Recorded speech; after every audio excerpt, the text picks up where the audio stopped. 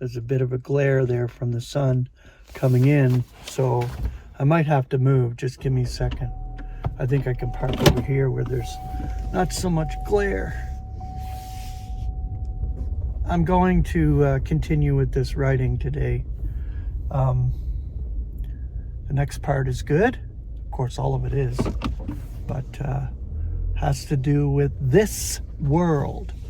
And this current world, or present eon, which is the present wicked eon, we can look at the context of this world being what it is. A present world wicked system. And that's what we're living in. You don't know? Look out your window. Go out to the world every day and you'll see what you're living in. I'm parking. I have no backup camera, so I can't see what's behind me anymore. So I have to judge with my peripheral vision. If you use your peripheral vision, you can see good. All right, this world, although usually there's no special social or political order in mind when this term is used, there are times when it is confined to the present arrangement, which was inaugurated after the flood and will continue until the kingdom of this world becomes our Lord's and his Christ's. Unveiling chapter 11, verse 15. When the word is limited by the pronoun this, in this world, we must not include the ancient world of 2 Peter 2:5, before the deluge, or the worlds in the coming eons, which is the next two eons. To these many passages will not apply. Christ is not of this world, John 8:23, yet he is the very essence of the next. His kingdom is not of this world, John 18:36, yet it dominates the next. For the kingdoms of this world will give place to his reign. Our Lord's statement, my kingdom is not of this world, John 18:36, is usually taken to mean that his kingdom is not a worldly kingdom, but a spiritual one. But he did not say the world in general, but this world in particular. The fact that at his unveiling, the world kingdoms, or the world kingdom becomes our Lord's and his Christ's, in Unveiling 11:15, clearly shows that his kingdom is not a world kingdom. In fact, the word, or the use of the word this, in this world should settle this point. It is a world kingdom, not of this world, but of the future eon, when he takes his great power and reigns. The kingdom of the heavens is explained for us by the prophet Daniel. He tells us that the God of heaven will set up a kingdom which will displace the kingdoms of the great image. In his dream, Nebuchadnezzar saw a stone cut out without hands, which struck the image on its feet.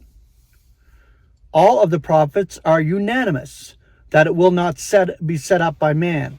The phrase without hands excludes human instrumentality and denotes the operation of God without human help.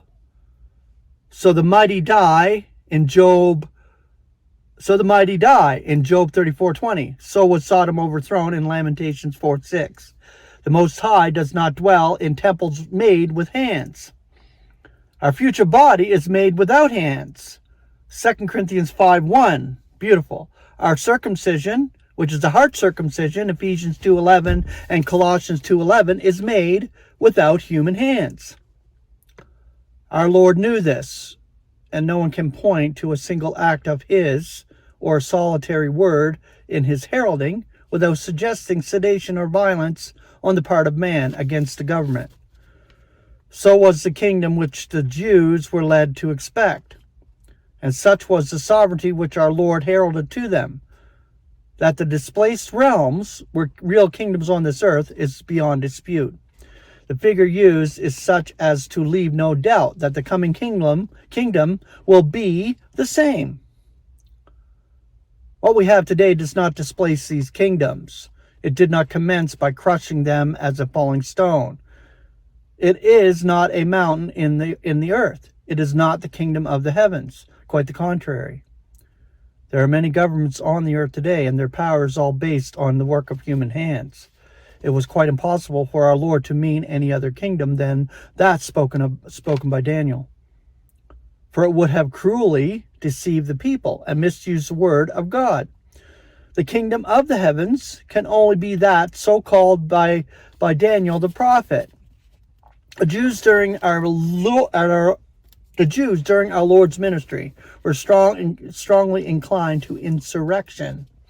At various times, indeed, uprisings took place. They did not grasp the fact that he heralded the kingdom of the heavens, so sought to involve him in an insurrection, imagining that he needed their help in order to shake off the Roman yoke. After he had filled them with food, they were ready to fight. The Herodians also tried to snare him into saying something treasonable, because they did not understand the power of the kingdom. But he refused to enter their trap and advised them to act in accord with this world, so long as the heavens had not set up the kingdom. He recognized that in this system, God had given Caesar authority, and he would have his disciples recognize it. Though our Lord heralded the nearness of the heavenly kingdom to be set up by powers from above, he never countenanced the use of force against the authorities or the Roman government by his disciples. When Peter did use the sword, he promptly healed the wound. He said that those who took the sword would be destroyed by the sword, just as it came about in the Jewish insurrections of that time. Matthew 26:52. Much as they tried to trick him into some statement which could be interpreted as treasonable, they failed to do so. And it was necessary to get false witnesses in order to make a show before Pilate. But he saw their hypocrisy, knowing that they used this lie in order to force him to do their desire. Our Lord confined this thought in his defense before Pilate. He said, "If my kingdom were of this world, my deputies also would have contended, lest I should be given up to the Jews. Yet now is my kingdom not hence." John 18:36. Kingdoms today are established on contention and bloodshed. The rulers rightly recognize this by establishing a military force for its defense. Many think that this should not be, and that we would have universal peace if all the armies could be abolished. But they do not understand the scriptures or the heart of humanity or the world system in which God has placed us.